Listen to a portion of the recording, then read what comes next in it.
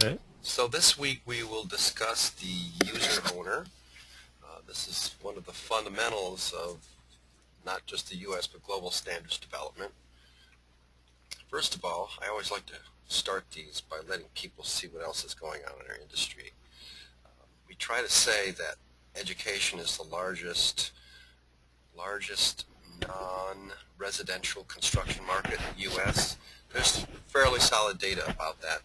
Um, this is just me checking on the weather in Boston, and I guess it's cleared up there a little bit. But to my point, we have some construction projects that are always of interest here to support my claim, or at least give evidence to the claim.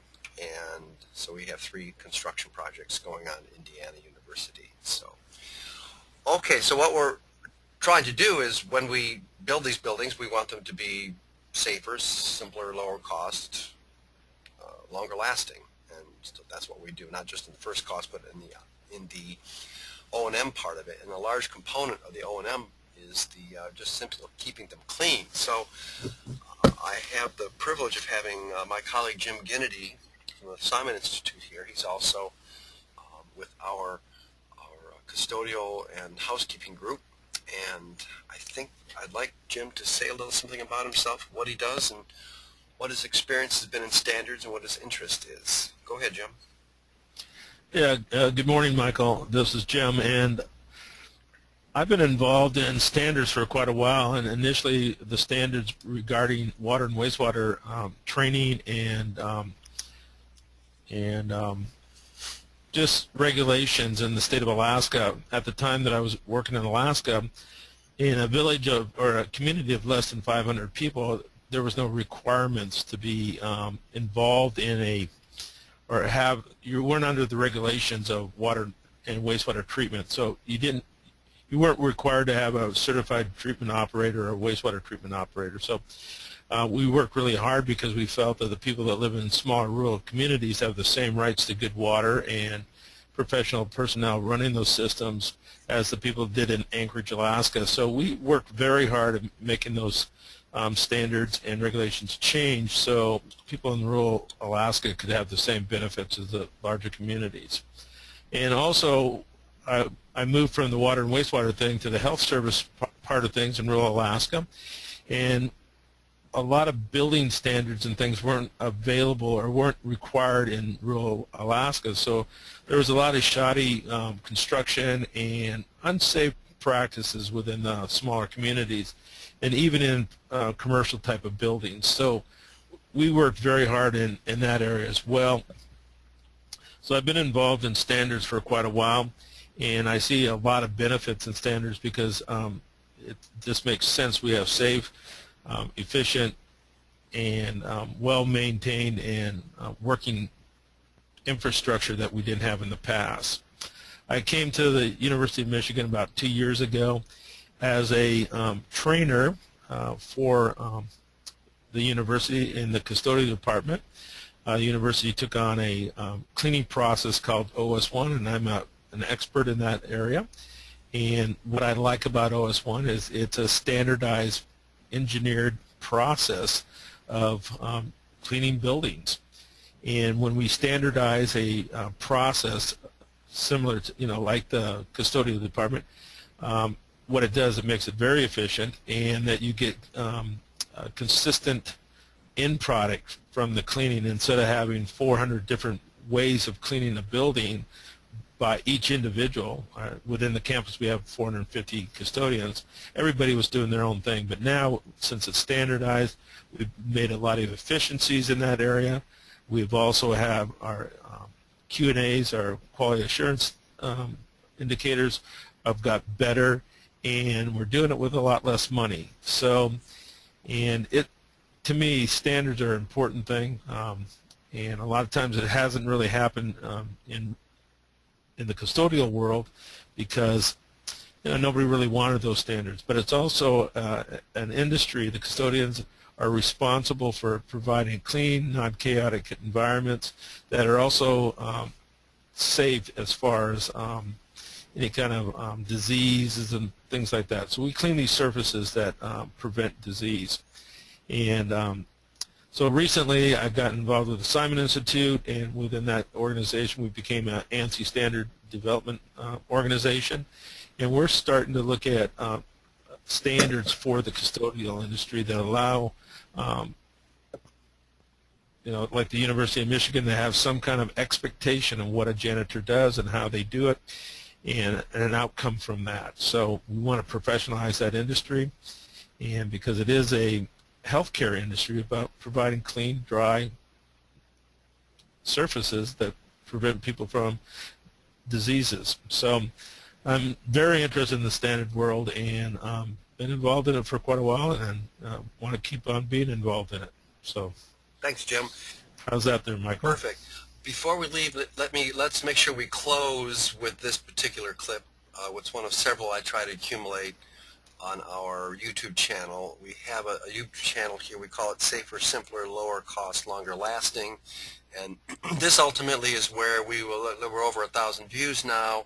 I should say that since this is being done on my own YouTube account, we're going to be transitioning this to one that the university owns and operates exclusively. This is a pilot.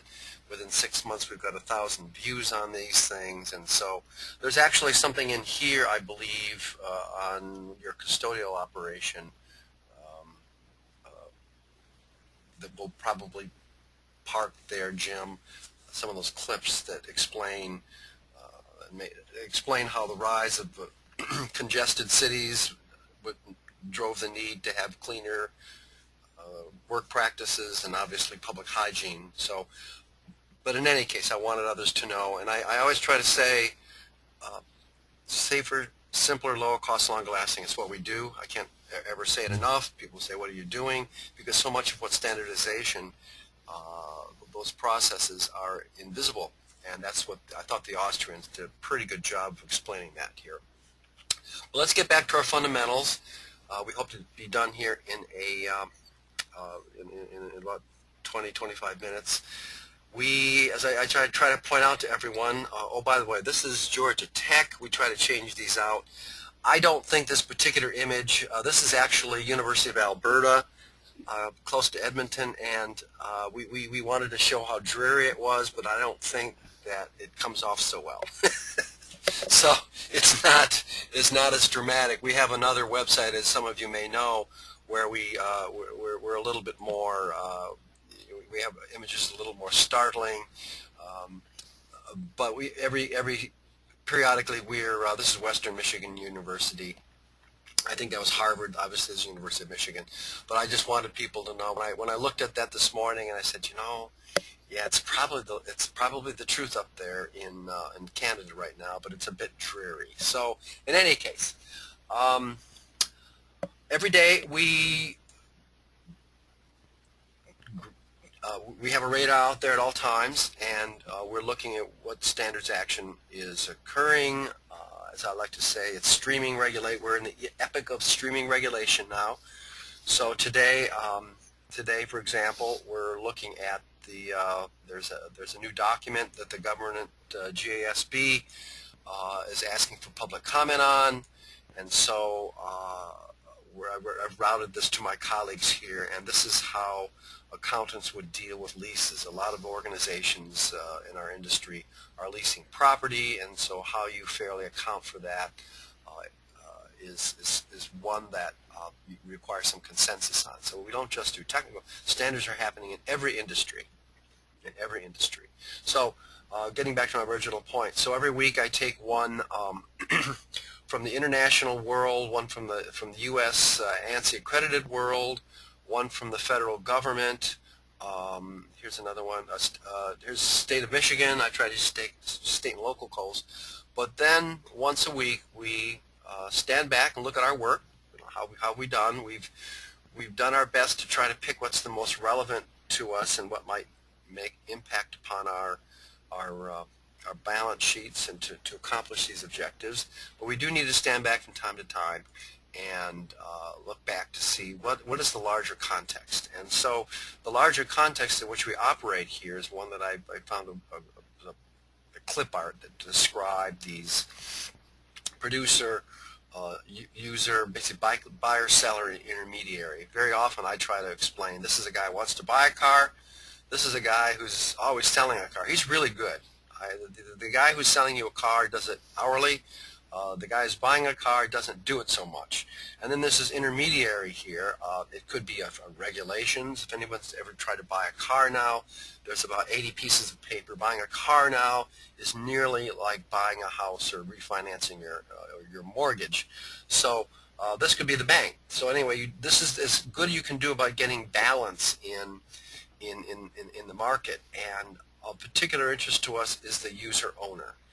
And I'll go back to what I'll call the parent legislation, and it goes back to ANSI. This is the governing document that's probably matured over the better part of 100 years. I had the privilege of talking with Jim Thompson at length about this.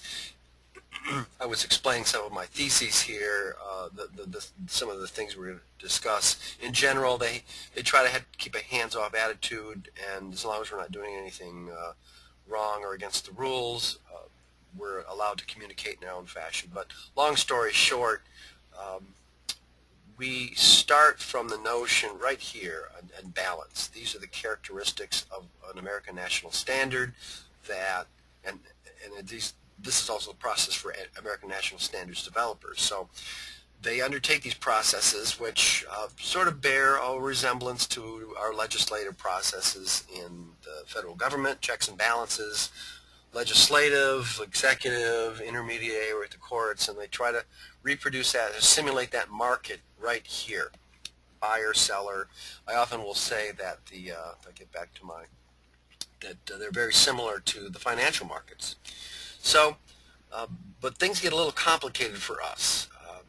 And it has to do, and this is why I use the term user owner final fiduciary, and it's largely because in larger organizations like ours, very often you will find that those parties are actually in the same organization, and it's not always possible for them not to communicate. Organizations generally that communicate well internally are more successful organizations. However, you can think of the old days when investment banking and research was done in the financial world. It's not done anymore. I think it's Sarbanes-Oxley that took care of a lot of that. That's additional regulatory burden. So long story short, we have this condition in which, and I'll just use my boss for example, who is someone who has to install a system or maintain a system that has to meet certain performance requirements, either in installation or in its long-term maintenance. He has to listen to, say, a contractor, but he also has to listen and pay for the inspection department. He has to pay for the inspection department that's looking at that. And particularly in the O&M area, we find that it's very difficult to conform to all the operations and maintenance requirements. It's very difficult to do that, and you find yourself having to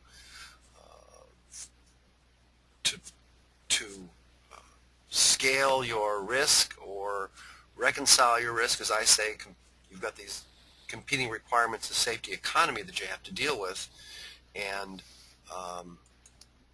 somebody has to say we can only pay for so much safety, and that's never an easy discussion to have without sounding uncaring. It's precisely because that we care about this that we know that we have limits. We know we have to be in business unless we can develop a reasonable standard of care and moderate and proportion our resources against our risk tolerance and our obligation to the public. We can't be in business. So the final fiduciary is someone who has two people who are reporting to them. I don't have one of these days I'm going to do a diagram. I'll do a diagram that shows all this, but for the moment I just have, in our organization, for example, you could say this is this would be the construction department and this would be the inspection department. and this might be the insurance company. One other thing about this is that, and it's fair to say that the people who are inspecting and determining conformity assessment are generally probably the best expertise, and or they have the most expertise, and but they're the party that we and their activity, their interest, their ability to their devote and apply their knowledge is fairly well financed. So we take, for example, a city that has a building inspector who's always going to the ICC meetings. They know their job very well. There's also somebody who's designing and building it, and they may not always know the rules as well as an inspector. So my boss might say, he's right here, and he's saying, how do I keep the ship level, keep steady when I've got these two parties at odds with each other? And it's done by design. It's done by design. So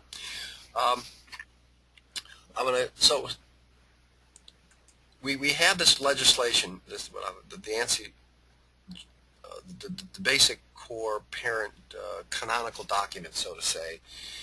But we go down a little farther here, and this is where it gets interesting. Where appropriate, additional interest categories should be considered. And so here's where ANSI itself recognizes that the user interest is a much more complicated entity. And in our case, many government agencies like ours have a construction function, but we also have a conformity assessment function. And the reason that ANSI is a little bit reluctant, we actually approached ANSI on this some time ago. If I can pull that one up here. Back in 2010, we recognized this as a problem. I took the ANSI essential requirements document and I marked them up because I felt that we are a large enough market, and between the two, education and healthcare, we're about 25% of gross domestic product. That we ought to be recognized generally as a special interest that ought to be at least explicitly recognized here, so that people like my boss and his boss can possibly finance expertise that could be more engaged in these processes and find where the best way of doing things exists. So ANSI came back with a respectful, it was forwarded through Apple. I felt that this was something that the industry, whenever I do that, I felt that the industry, we try to use the voice that is most familiar to others, and obviously APA is there. So John wrote this and forwarded this to ANSI, and they came back with a document. I don't want to read it on this presentation, but in general, it was a respectful rejection, so to say. So from there, and when I've talked recently to my colleagues, and my experience on the National Electrical Code and other standards development bodies is that if you start getting too granular about what if you start too granular about making about certain conditions in the standard development, you risk preparing what we sometimes generically call a laundry list. So I didn't. I felt that this was our due diligence in recognizing that there was a way to seek some relief or some stronger language from ANSI, but in general, I'm happy with their attention to it, and there are other ways of skinning the cat, so to say. So let's get that off the screen here and get back to our a little bit more, and I want to show you some examples from NFPA. But before I do, Jim, do you have any thoughts, any comments on what I've just said? Yeah, I do think it's very interesting that the category of user is split up that way, and it is more complex than what one would think. And yeah. Okay, so we can see now. Now remember that there are 235, 250 standards developers, and they're all in different industries. That's a separate teleconference, but we could go about that. But I felt that this was kind of interesting the way NFPA approaches it. I've been with NFPA for over 20 years now as a principal, so I know their processes as well as anyone. This past NEC cycle, I submitted 87 proposals. I don't know how many others have produced that and have put many ideas in front of NFPA, but in any case, I know their process fairly well from a user's standpoint. What they try to do is they go beyond user, producer, general interest, which is the sort of very distilled general way of talking about how you develop a balanced market. They go so far as to recognize these nine groups. Now, one thing that's very important to academia is that when you look at the rosters of voting members, special experts are very often academics, but those academics are affiliated with a manufacturer very often. They're doing specialized research, applications research for a manufacturer. I know that goes on at the engineering school because I did a student project for someone that was on retainer from one of the auto companies. So special experts, even though you may see them on a roster of voting members on a standard, that doesn't mean that they're voting as a user. They're actually voting with this affiliation with the manufacturer or producer. And NFPA wants to make that distinction clear. There's another thing here too, is that that special expert may also want to have a little teaching and consulting on the side. So in the special expert category would be a trade school or someone who wants to teach code classes. And it's important for these people, their voice is important because you want to be able to develop code which can be understood and conveyed to be practical and to achieve the results that all that effort is intended toward. So finally, we know insurance can build the cost of their participation in the standards process. They're already there. Same thing with labor. Labor is very good at being able to afford that. Their participation in the process is paid through union dues. Obviously, manufacturers can pay for their engagement in these processes and the price of their products. Contractors, pretty much the same. Applied research like UL, ASTM, other nationally recognized research labs, everybody can, and even this instructor can charge his students a certain fee for attending his classes. The consumer will pay for it in the price of his product, but once again, the interest that is the weakest is the user. So that's pretty much settled science, and we can go through all of the standards developers, and they all do their best, and we really can't blame the standards developers for not trying. I know they do. But it's similar to what goes on in government. You know, our politicians will say, well, get involved in government if you want to make a change, but they won't. They rather do other things. So we have the same problem in our industry. And until the user is able to finance their engagement in this fashion as the other interest categories, they will always be at a disadvantage. In the same way that when you're going into a car dealer, that the guy selling the car is doing it all the time, and you're the guy that's not buying the car all the time, and you're at a disadvantage, and you're depending upon this intermediary to make sure that this is as fair as this imbalance is as fair as possible. So I wanted to go through a couple committees so you can see how the job. People will say that I'm spoiled. I have some colleagues that will say, Mike, you're spoiled. You're used to dealing with NFPA. You're not dealing with some of these other organizations that play a little fast and loose. I thought I'd go to the NFPA version of the building code. They have their own building code which conforms to their particular process, which is developed based on their process, which is very rigorous and orthodox about the balance of stakeholders. So I thought we'd look and see.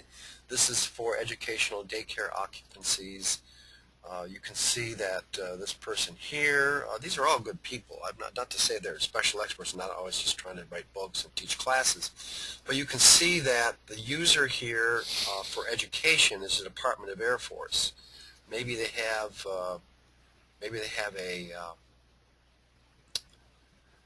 a training facility down there. So that's an educational facility. Let's see, where else do we have a user? We have someone from the Fairfax County Public Schools. That's a principal vote. Where else do we have another user interest? Here we have, again, K-12, another principal vote. So we have K-12, and let's see, I think there might be one other. Oh, we have this is an alternate. It's the Church of Latter-day Saints. But it looks like the church, there must be one other. If there's a Latter-day Saints alternate, then there must be. Here we are. Here's the principal, Mr. James Gandy. Long story short, higher ed doesn't have anyone on this committee. Higher ed does not have anyone on this committee. But the parochial school systems and the public K-12 school systems apparently do. So, and that's the condition there. Now let's see, by comparison now, let's look at, I'm going to close this tab. Should I close that tab? Maybe I won't do that because I don't want to pick around too much at it. I'll go to one other committee here, and I'll go to the other extreme. This is the recent roster. I believe this is not the current version of the elevator code, but it's the one previous to this. Oh, I see, September 2009. Okay. So, as I said, that every standards developer is entitled to determine how they interpret this particular balance issue, and very often it is technology dependent, but in many cases it just depends on who can afford to get to the meetings, who has the expertise. And in the case of some of the older technologies, without question, they are organizations that can build the cost of their engagement in the price of their product. And so, first, to be fair, I want to start farther down here and let you see that when you're developing an elevator standard, there's a lot of groups, as you can see. They don't really say what their affiliation is, user owner, user or producer of general interest. But once you get to the main committee, so what's happening here is there's many small not small committees, but other, they've broken it up, what amounts to work groups. Many standards development organizations break themselves up into work groups. There's pros and cons to that. But regardless, all of these presumably feed up ideas into this committee. And this is where it gets interesting. Is that if you look at this, and this is a rather significant technology. U of M, for example, I believe we have something on the order of 600 to 750 elevators. You can generally see who is on these committees, and I want to be at a loss as to see who on this committee is actually buying an elevator. It doesn't mean that they don't care about the price that the user pays for, but those issues are handled farther down, and their process is such that once it gets up to the main committee, it's left to people generally who can afford to be very engaged. And in this case, you'll be able to see a near absence of interests that are buying elevators. So the first one you'll look at, there's Schindler, Special Otis, many Schindler evidently, and I guess this must be a trade magazine here. Obviously you've got labor, and another group you have to understand is that a lot of these are state agencies that are dealing with labor issues on how elevators are installed and maintained. So you'll see it's very heavy on manufacturers and inspection authority and consultants, but it appears to be rather light, let me be generous, on on organizations like the University of Michigan that buys maybe, I think we replace, what, 10, 20 elevators a year, and we're maintaining 750 or the better part thereof. So unlike the NFPA process, where they were extremely rigorous in trying to make sure that those votes were done very close to where ideas feed up into the platform, we have a very complicated platform here, and that ultimately you can see how all these other committees are feeding up to here, but the final authority is really the manufacturers and inspectors. So in other words, right here you see, if we go back to our diagram here, the inspectors, the users have very weak interest. And that doesn't mean the elevators aren't safe, that they're not all competing to try to make it economical, but something in the standards development process of ASME, dominated by labor, special consultants, insurance, and conformity assessment, means that technology will develop along a certain trajectory, and that may not be optimally for the total cost of ownership for the user. Subtle stuff, you don't realize it, and that's why we'll close this by getting back to the Austrian clip so people can understand why that's important.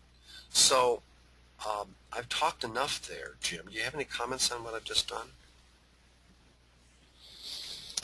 You know, what's really nice about this is it's giving us an opportunity to take a look at how different standard development organizations run their process, and I think that's really important, that the end user is an important part of that process, and I don't think we've really been pulled into the mix on that with some standard development organizations, and we are the buyers of those products, and how well are we represented in those areas. It's an important thing, but it is up to the users to actually go forth and make their voice heard instead of somebody asking them to be part of it. So yeah.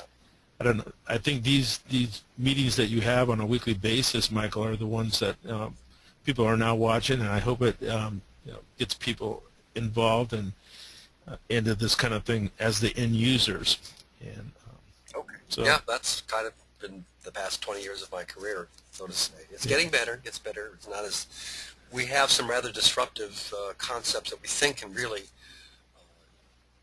that have the potential of significantly changing these equations, but I'm not at liberty to talk too much about them. So that's we've got about another 3 minutes here, and I wanted to spend it on letting the audience. I'm assuming that everyone will be able to see this. Sometimes GoToMeeting will not let me show a video like this, but I'm gonna assume that you can see it, and if you can't see it, Jim, you let me know. okay. And I'll let it rip here, and I think this speaks to the hidden nature of what standards. So they made that point that you don't realize what's going on here. But in our case, our industry is so large. If you're only able to deal with 1% of it, it's a huge amount of money. But you have to be there. You have to be in the market, and you have to deal with what I like to say. You have to master the drudgery of it before you can really innovate. And so let's let the Austrians tell us a little something about what the standards development world looks like from their point of view.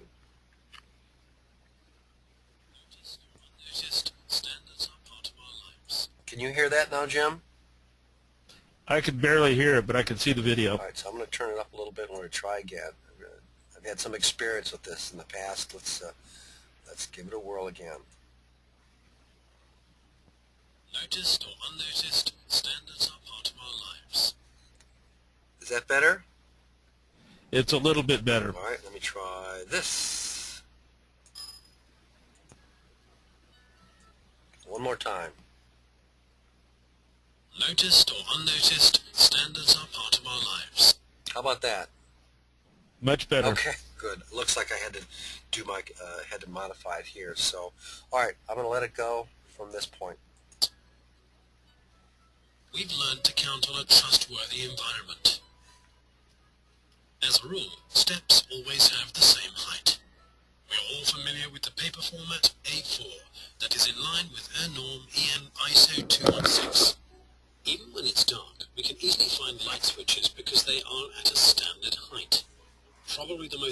important game in the world, football.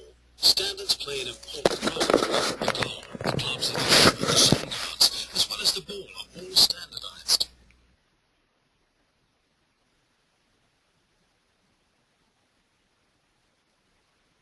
Can't hear it anymore, Michael.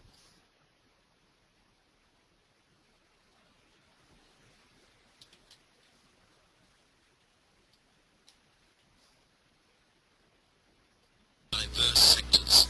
Being an independent and impartial service provider, Austrian Standard Back again. creating and continually updating standards that make sense. Austrian standards are called Norm. National standards are known as DIN in Germany, NF in France, and BS in the UK. A standard adopted by all the European countries becomes a European standard, or EN for short. Standards accepted worldwide are identified as ISO.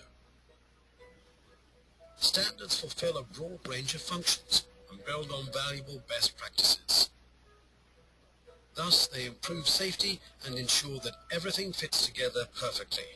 A modern life runs smoothly every day. Being sensible recommendations, standards also facilitate smooth operations in business and provide stepping stones for exports. In everyday life, standards have and will continue to become normal facts that we are happy to rely on, also to protect our health. Norm M6215, for example, defines criteria for water quality in public swimming pools to protect us from harm. Based on standards, an Austrian manufacturer has become the global market leader in the ropeway industry and makes sure that we can safely enjoy the beautiful mountain scenery from lofty heights. Standards make sense if they are applied in practice and are continuously updated. Without being seen, they are a fixed element in our understanding of safety and as a result constitute one of the most important foundations for our quality of life today as well as tomorrow. Austrian standards, driven by making sense.